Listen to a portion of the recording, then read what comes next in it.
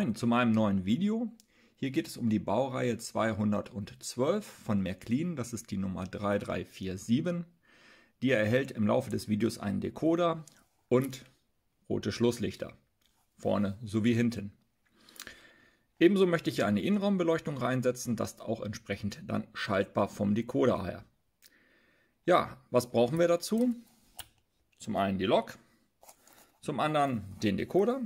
Ihr kennt die ja schon aus meinen vorherigen Videos. Ich nehme ja immer die Lokpiloten, weil ich komme mit denen am besten klar. Dann brauchen wir einen ganzen Sack voll roter LEDs. Ich nehme hier diese bedrahteten, das sind so SMD-LEDs. Passende Vorwiderstände dazu, 5 Stück, Kiloohm. Also nicht in Summe 5 Kiloohm, ne, Entschuldigung, nicht in Summe 1 Kiloohm, sondern pro Stück 5 Kiloohm. Und eine weiße LED. Wie gesagt, für die Innenraumbeleuchtung. Schaltplan gibt es natürlich auch wieder, wie ihr es gewohnt seid von mir. Und zum Schluss werden wir das Ganze auch noch programmieren und auch das werde ich euch zeigen. Die Lokomotive habe ich jetzt bereits zerlegt und es fehlt noch ein Teil in der Liste. Das ist nämlich dieser Permanentmagnet hier. Das ist die Nummer 51960. Den brauchen wir natürlich auch, damit wir aus dem Allstrommotor einen Gleichstrommotor machen. Das Zerlegen habe ich jetzt nicht gefilmt, es ist etwas knifflig in der Lokomotive, deshalb werde ich ausführlich das Zusammenbauen filmen und euch zeigen, damit ihr da keine Probleme habt. Und wer es dann zerlegen will, ja, der muss den Film halt eben dann mal rückwärts abspielen. Ich fange jetzt an, den Motor zusammenzusetzen. Die Zahnräder habe ich gereinigt und geölt. Dazu kommt jetzt der Permanentmagnet hier vorne rein. Dann habe ich den Scheibenkollektor. Anker, Scheibenkollektor deshalb, weil das hier sind Scheiben hier vorne gegenüber dem Trommelkollektor. Dann kommt das Motorschild hier drauf. Das rastet hier auch entsprechend schon ein. Und dann wird das Motorschild mit diesen langen Schrauben hier einfach am Motorblock fixiert. Jetzt kann ich schon eine Funktionskontrolle machen. Wenn ich jetzt hier unten an dem Zahnrad drehe, muss sich der Anker drehen. Das sieht man jetzt hier unten auch. Beide Richtungen. Er quietscht jetzt noch ein bisschen. Der Anker muss jetzt noch geölt werden. Jetzt können wir den Motor wieder einsetzen. Die Schraube hier noch ein bisschen kontrollieren. Ja. Weil an diese Schraube kommt man gleich hier unten nicht mehr dran. Zwar wird jetzt das Ganze, der Motorblock mit dem Anker und dem Permanentmagneten hier eingesetzt und man sieht jetzt hier unten an die Schraube kommt man nicht mehr dran. Hier unten habe ich dann entsprechend das Schraubenloch, wo ich dann den Motorblock am Chassis fixieren kann. Hier und dann hier vorne. Hier unten kommt die kürzere Schraube rein.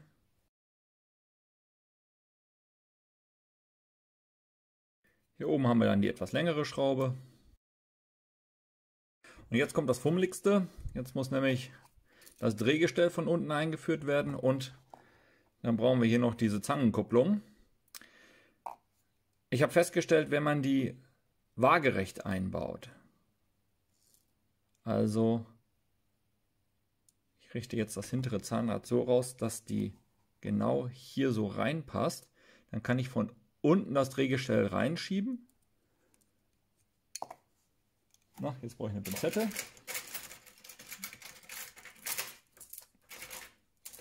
Auseinanderbauen übrigens genau in umgekehrter Reihenfolge.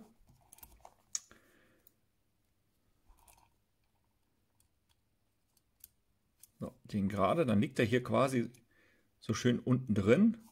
Jetzt kann ich von unten das Drehgestell, muss ich natürlich genauso ausrichten, einmal vom Zahnrad her.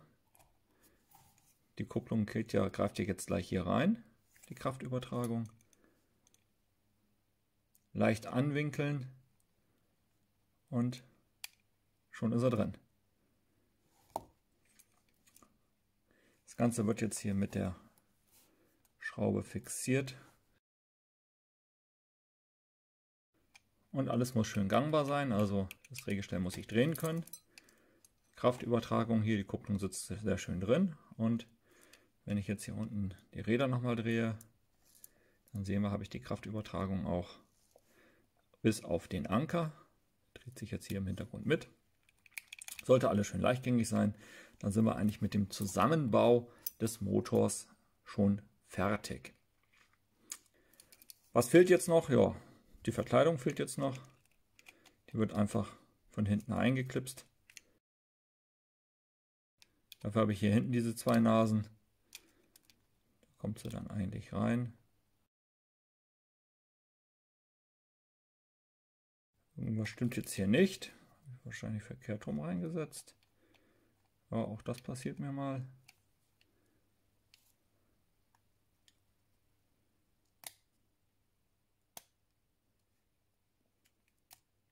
Ja, Tatsache.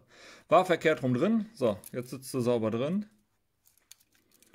Jetzt können wir mit den Digitalisierungsarbeiten anfangen. Und als erstes nehme ich mir das Gehäuse vor und bohre entsprechend im gleichen Durchmesser, wie die Löcher dann hier unten sind, vom Dreilichtspitzensignal, erstmal diese roten angedeuteten Lampen raus. Die Löcher, die wir bohren müssen, sind 2 mm im Durchmesser. Entspricht den Löchern vom Dreilichtspitzensignal. Und wir sehen das ja hier auch schon angedeutet. Die roten Lampen sind entsprechend genauso groß wie letztendlich die Leuchten von dem Dreilichtspitzensignal. Also 2 mm Bohrer, 2 bzw. auf der anderen Seite auch nochmal 2, 4 Löcher rein und dann geht es weiter. Die Löcher sind nun gebohrt. Ich habe den Lichtleiter von hinten gegengesteckt, um zu gucken, ob ich vom Lichtleiter noch was abnehmen muss. Wenn man ganz genau hinguckt, ist es jetzt hier in der Kamera wirklich schwierig zu erkennen, ich weiß das, muss man noch eine kleine Ecke vom Lichtleiter selber wegnehmen. Tut uns aber auch nicht weh, stört die Funktion des Lichtleiters definitiv nicht. Und zwar ist es genau hier oben drauf. Da muss noch ein bisschen was weg. Die LED braucht ein bisschen Platz, auch wenn es eine SMD-LED ist. Aber der Lichtleiter muss ja wieder sauber hinten rein. Also die kleine Ecke, da werde ich ein bisschen was wegfeilen. Jeweils auf beiden Seiten, bei beiden Lichtleitern. Und dann sollte das kein Problem sein, dass wir die LED dann dahinter auch kleben können. Meine SMD-LEDs haben einen roten und einen kupferfarbenen Draht.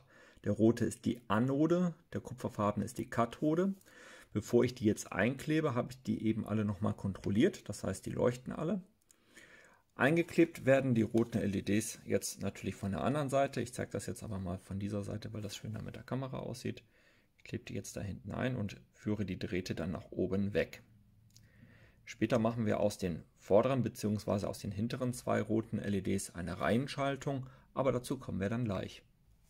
Zum Einkleben der LEDs nutze ich hier UV-Kleber. Ich bereite die jetzt einfach so ein bisschen vor, die LEDs von der Länge her, damit ich hier entsprechend schon den Winkel habe. So, dann sind die hier schon ein bisschen geknickt. Ich denke, dann kriege ich sie auch ein bisschen besser rein. Und das Einkleben mit dem UV-Kleber, das zeige ich euch jetzt nicht. Ich glaube, das wird ein bisschen fummelig hier mit der Kamera vorm Gesicht und man sieht nicht allzu viel. Aber ich denke, so diese Vorbereitungsarbeiten geben euch nochmal einen ganz guten Hinweis, wie ich an die Sache rangehe.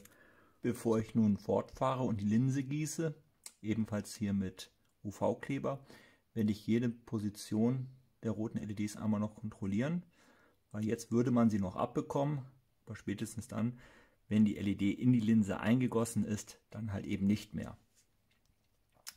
Die Linsen gieße ich jetzt gleich im Anschluss, das zeige ich euch. Und anschließend werden die LEDs von hinten dann nochmal mit schwarzer Farbe gemalt, weil die scheinen nach hinten ganz schön durch und das könnte eventuell dann auch auf den Lichtleiter wirken, sodass dann Teile vom Dreilichtspitzensignal bei eingeschalteten roten Schlussleuchten auch mitleuchten.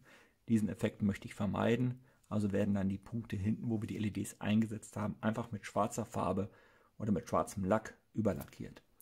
Die Position der LEDs haben mir sehr gut gefallen. Jetzt gießen wir die Linse. Dazu gehe ich mit dem UV-Kleber direkt in das obere Loch rein, drücke vorsichtig den Kleber rein, sodass hier so eine kleine Wölbung entsteht. Wenn da jetzt leichte Einschlüsse drin sind von Sauerstoff, also von von Luft müssen die raus. Aber das kann man auch letztendlich schichtweise machen und dann wird es über das UV-Licht einfach ausgehärtet. Damit sitzt die LED jetzt auch hinten fest drin. So, das sollte reichen, vielleicht von hinten noch mal ein bisschen.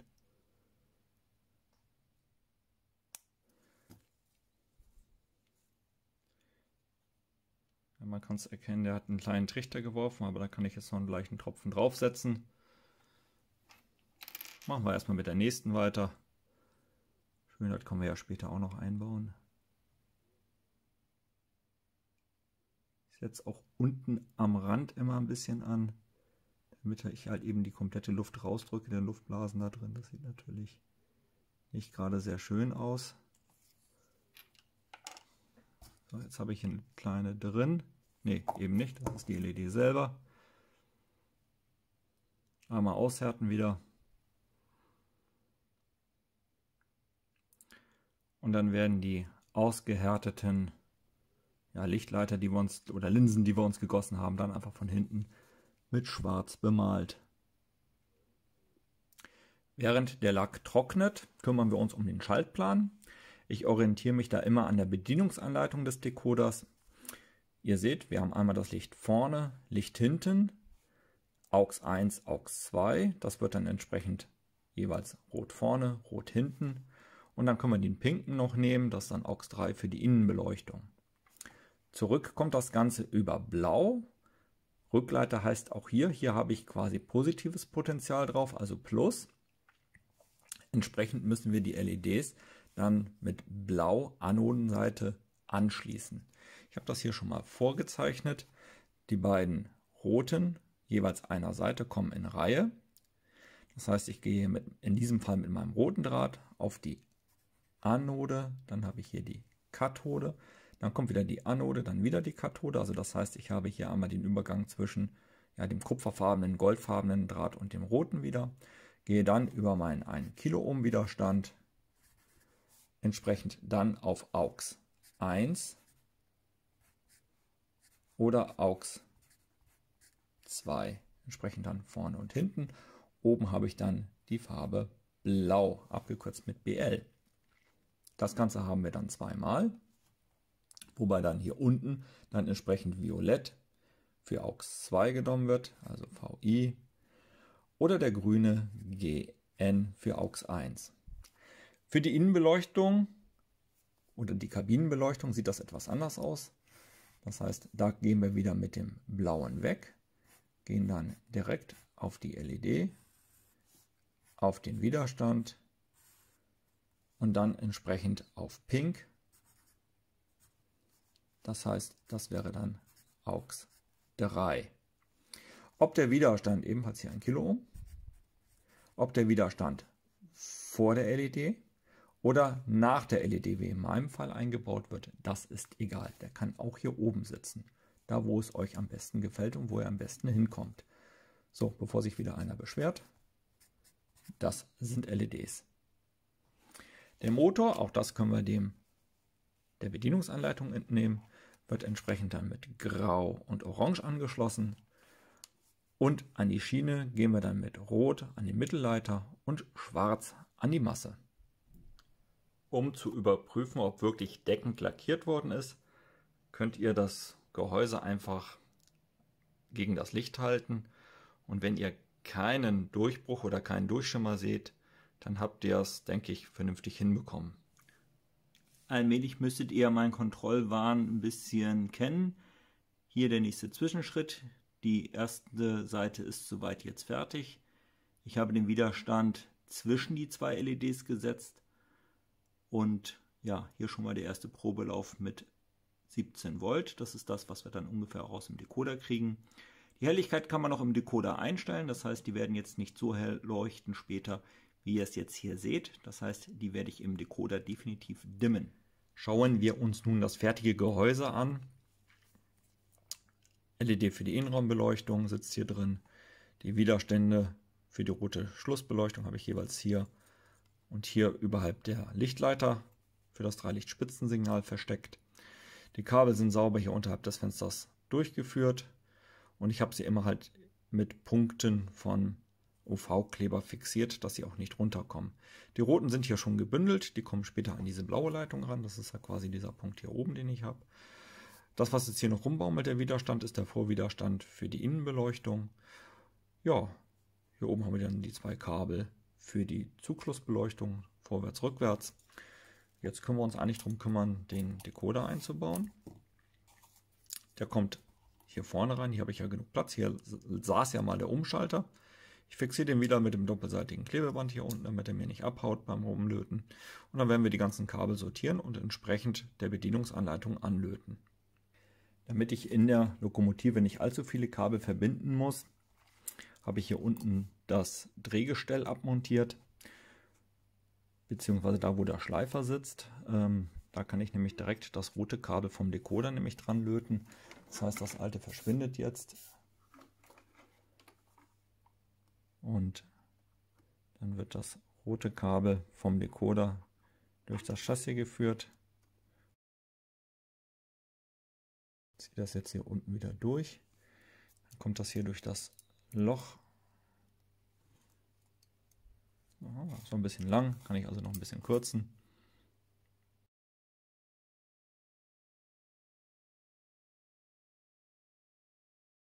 Jetzt können wir quasi die Kulisse hier wieder montieren. Seht ihr, warum ich so viele Schnitte mache? Weil irgendwo klemmt es dann mal wieder.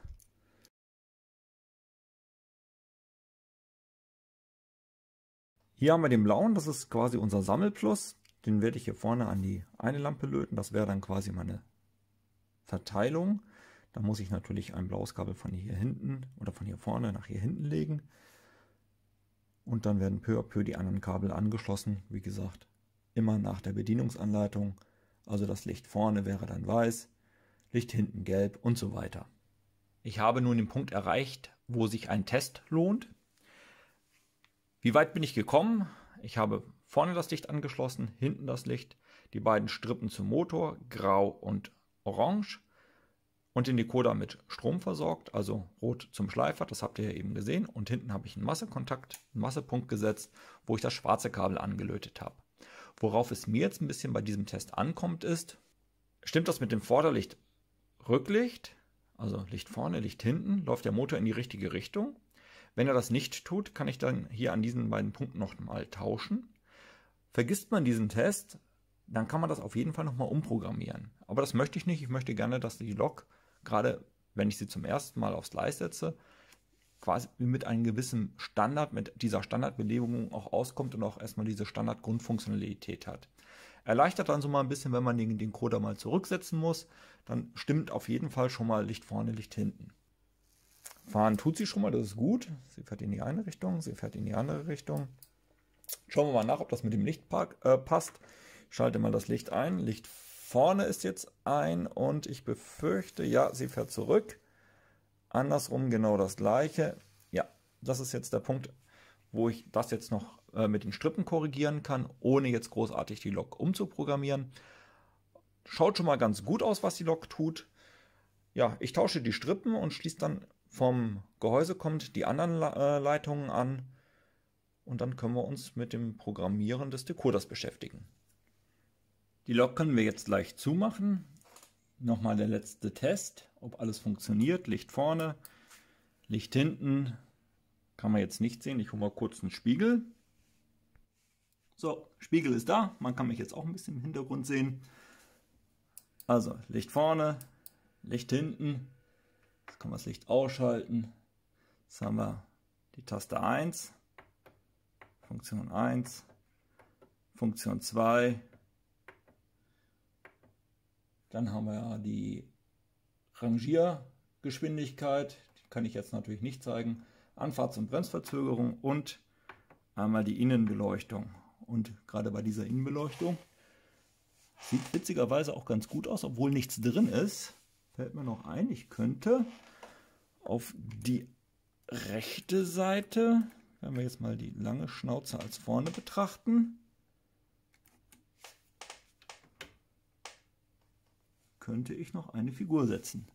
Ich glaube, dazu habe ich Lust, da kommt jetzt noch ein kleiner Lokführer rein. Und dann wird programmiert. Lokführer ist drin, es kommt leider auf dem Video nicht ganz so schön rüber, aber wenn ich das mal so als Real sehe, sieht das schon gut aus.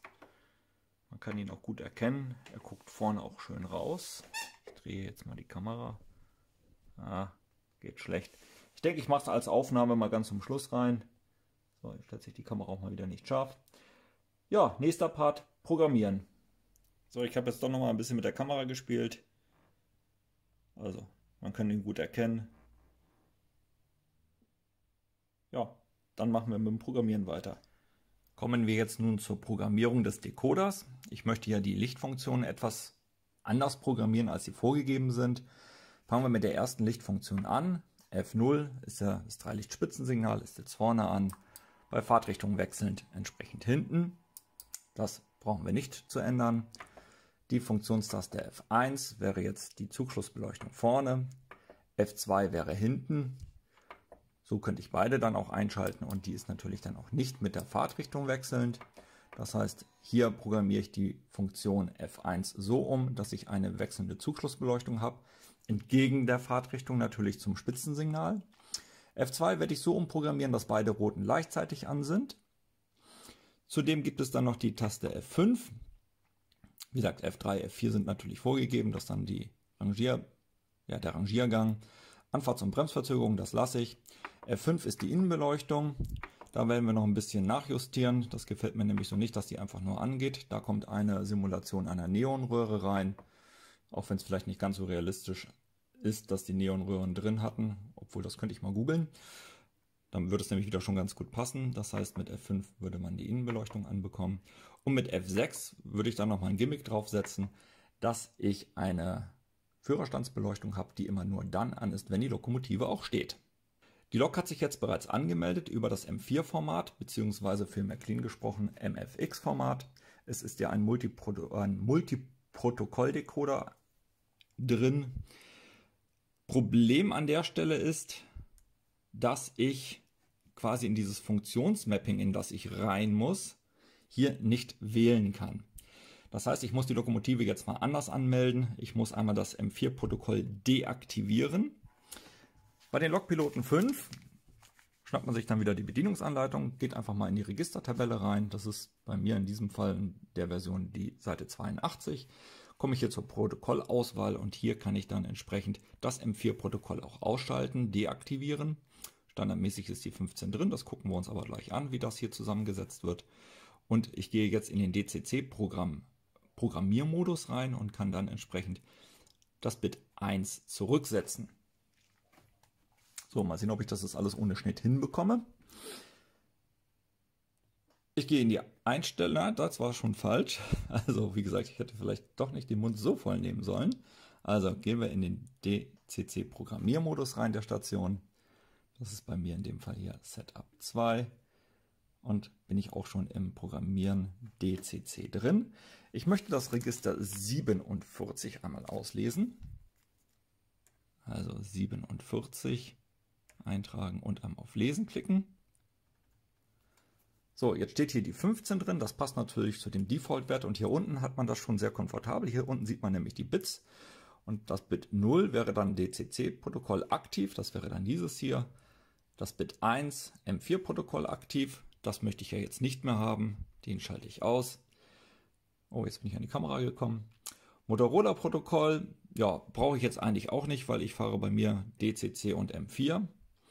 Und Selectix möchte ich jetzt zum Beispiel auch nicht haben. Das heißt, ich bleibe jetzt weiter erstmal nur auf dem DCC-Protokoll, schreibe diesen Wert in die Lokomotive rein. Kann sie zur Kontrolle jetzt auch nochmal auslesen. Also der Wert 1 ist jetzt drin. Ja, ich werde jetzt die Lokomotive einmal neu anmelden. Dazu lösche ich jetzt erstmal die Lokomotive und lege einfach eine neue an. Gehe auf manuell anlegen. Ja, ganz einfach. Ich kann jetzt den Decoder direkt auslesen. Das heißt, ich gehe hier auf die erweiterten Eigenschaften. Decoder-Profil ist empty. Klicke einmal auf Start. Ja, kann mir jetzt einen Kaffee holen, das dauert jetzt ein paar Minütchen. Ich mache einen Schnitt und wenn der Decoder dann eingelesen ist, dann machen wir weiter. Wir können jetzt mit dem Programmieren anfangen. Dazu bearbeite ich die Lok wieder. Suchen wir jetzt erstmal ein schönes Bild raus. Ich habe hier quasi eine Diesellok. Aber das wird schon ganz gut passen. Mal gucken, ob ich was Schöneres finde. Ja, nehmen wir mal das. Passt zwar nicht so 100%, sollte uns aber egal sein. So, den Namen ist natürlich meine Baureihe 212. Hinten, das lasse ich jetzt mal frei. Speichere das Ganze wieder ab. Ja, als Hilfestellung für das Programmieren der Zugschlussbeleuchtung schalte ich jetzt einmal das Spitzensignal ein. Die Lokomotive steht ja jetzt oder fährt ja jetzt nach vorne. Ich würde jetzt F1 mal dazu schalten, weil jetzt müssten ja die vorderen Lichter aus sein und die hinteren Lichter an. Also Lok bearbeiten, die steht auf dem Programmiergleis. Nach erweitert rein. AUX-Zuordnung. Ich möchte die Taste F1 umlegen, beziehungsweise die Zuordnung F1 bearbeiten. Lok fährt. Ja, passt. Das können wir ignorieren. Licht vorwärts möchte ich jetzt nicht haben. Ich möchte jetzt gerne den AUX2 dazu haben. Den müssen wir aktivieren. Wenn ich das jetzt gleich hier unten drauf schreibe, dann seht ihr, sind die Lichter hinten auch schon an. Und zwar nur in dem Fall, dass die Lok vorwärts fährt. Das darf natürlich jetzt nicht mehr ignoriert werden.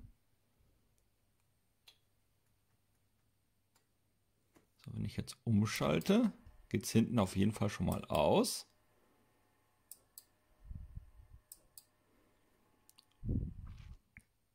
Vorne muss ich es ausschalten.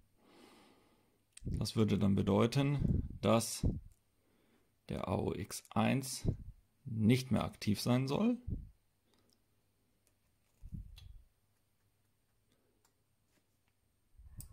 So, jetzt habe ich es quasi hinten schon erledigt. Jetzt muss ich mich um vorne kümmern. Dazu brauche ich einen neuen Eintrag in der Zeile.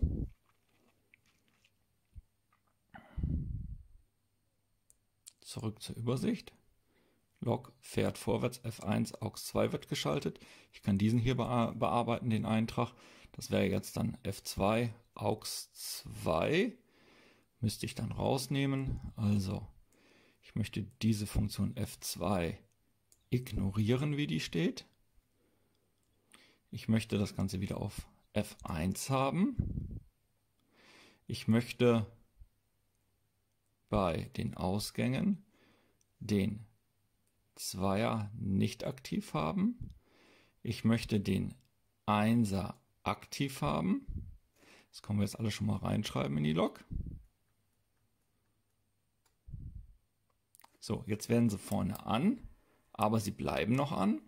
Also muss ich die Bedingung dazu bauen, dass die Lok vorwärts fährt, und zwar Nein. Lok vorwärts Nein heißt rückwärts in dem Fall.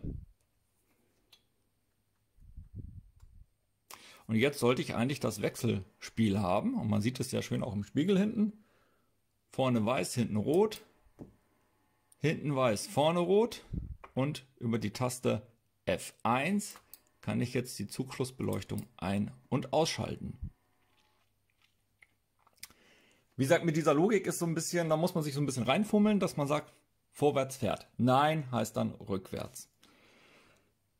Erster Streich ist erledigt. Zweiter Streich, jetzt brauchen wir die Taste F2 wieder. Dazu gehe ich wieder zurück zur Übersicht. Wie gesagt, ich habe jetzt die Schaltbedingungen hier alle schon belegt auf der ersten Seite. Ich kann mir jetzt eine freie aussuchen. Eine, wo noch nichts gesetzt ist. Nehmen wir mal die 17. Bei der 17 können wir das hinzubauen. Also, was brauchen wir bei der 17? Bei der 17 brauchen wir erstmal die Funktionstaste F2. soll ein sein.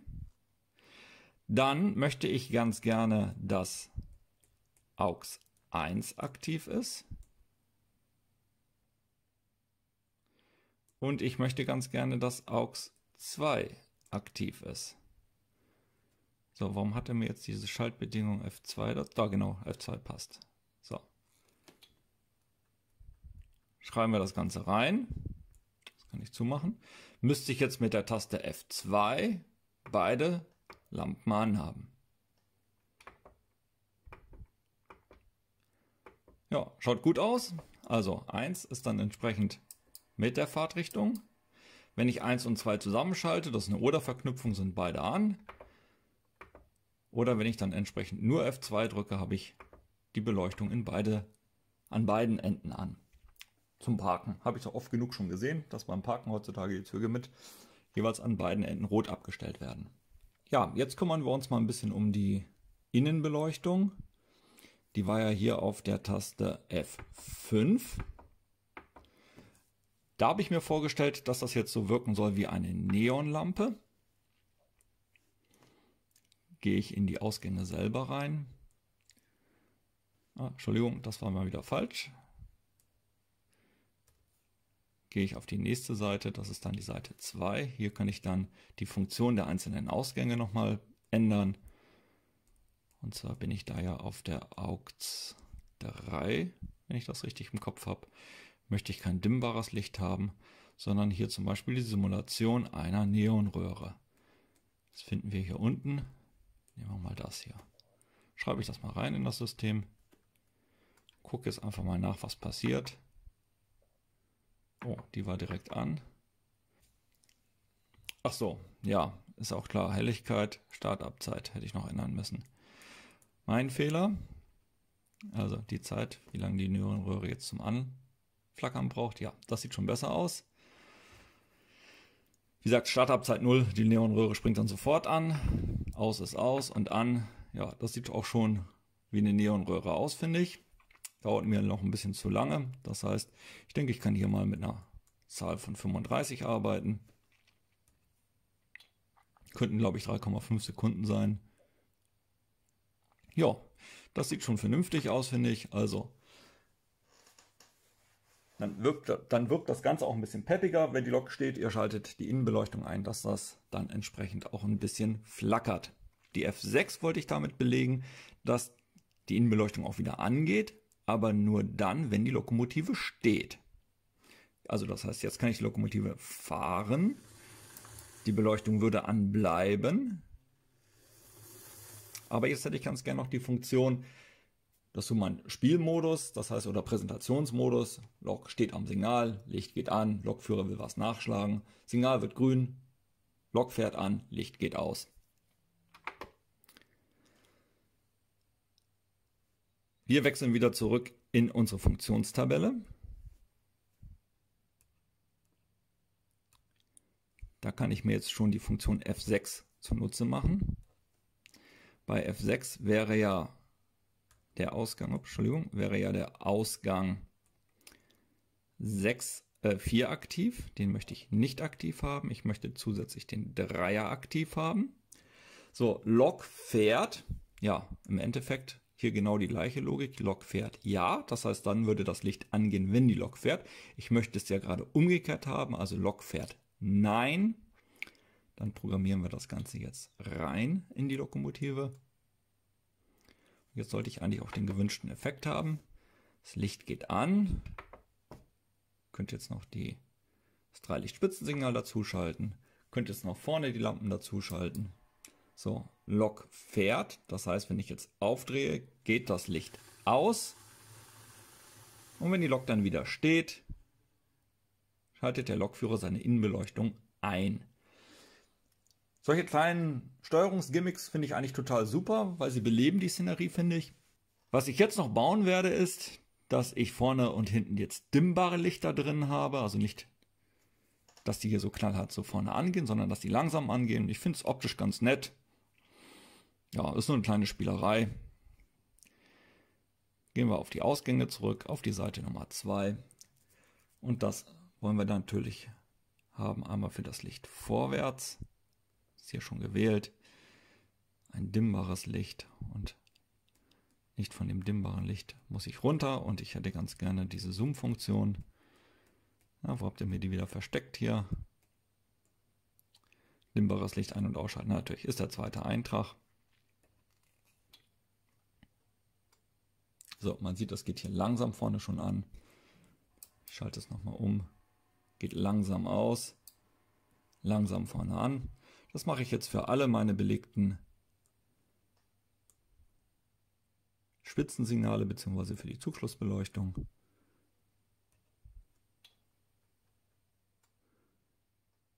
Für die roten natürlich auch.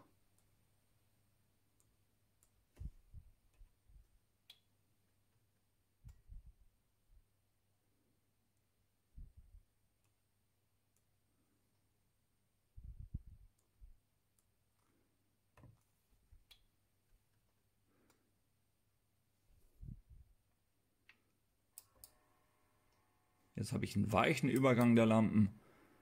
Damit kann man halt eben noch dieses Nachglühen etwas simulieren. Also ich finde es ganz schick. Jetzt kann man noch Kleinigkeiten machen, dass man das Licht hier noch ein bisschen dimmen kann. Das werde ich bei den roten Schlussleuchten jetzt aber nochmal ganz in Ruhe machen. Dann werde ich den Motor einmessen. Vielleicht, da kommen auch noch ein paar Aufnahmen, denke ich. Und dann sind wir durch mit dem Video. Zum Abschluss natürlich wie immer noch ein paar Bilder, wo die Lokomotive dann im Zugverband läuft. Ansonsten, mir hat Spaß gemacht, das Video zu drehen. Ich hoffe, es hat euch Spaß gemacht zuzugucken. Und dann bis zum nächsten Video. Tschüss!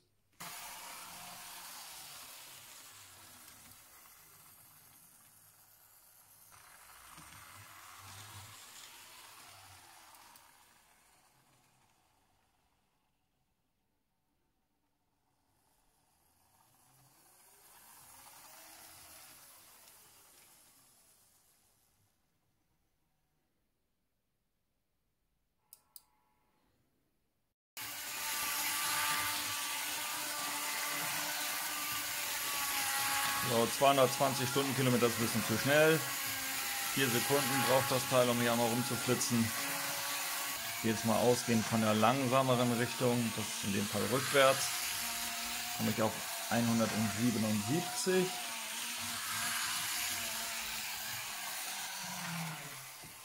Ja, wenn wir die Maximalgeschwindigkeit reduzieren und dann über den Vorwärtstrim, vorwärts wie rückwärts gleich anpassen, dass sie in beide Richtungen auch gleich schnell fährt. Die Lok habe ich jetzt in der Geschwindigkeit reduziert. Sie liegt jetzt ungefähr bei 110 Stundenkilometern. Ja, zur Information, die Messstrecke habe ich mir selber gebaut, die Elektronik dazu und auch entsprechend eingemessen, dass ich dann oben einmal die Rundenzeit habe, beziehungsweise dann umgerechnet auf den Maßstab 1:87 die Stundenkilometeranzahl. Ja. Das in die eine Richtung. In die andere Richtung wird es wahrscheinlich jetzt gleich ein bisschen schneller sein und das kriegt man dann über den Vorwärts- bzw. Rückwärtstrim dann auch raus. Die Lok ändert jetzt gerade die Fahrtrichtung. Ich muss dann 2 Runden drehen und dann habe ich dann auch das Ergebnis bei voller Fahrt. Hört man auch schon so ein bisschen, die fährt jetzt doch deutlich schneller.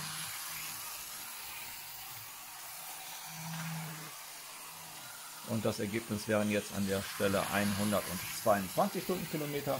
Das ist natürlich in die Richtung ein bisschen zu schnell. Ich hätte es ganz gerne wirklich, dass es dann in beide Richtungen auch gleich ist. Spielen wir also mit dem Rückwärtstrim an der Stelle ein bisschen rum. Die Lok fährt jetzt gerade rückwärts. Ich nehme jetzt einfach mal von den 128, nehme ich mal ein bisschen was weg. Ich bin also auf 110. Programmiere das. Auch das kann man live machen.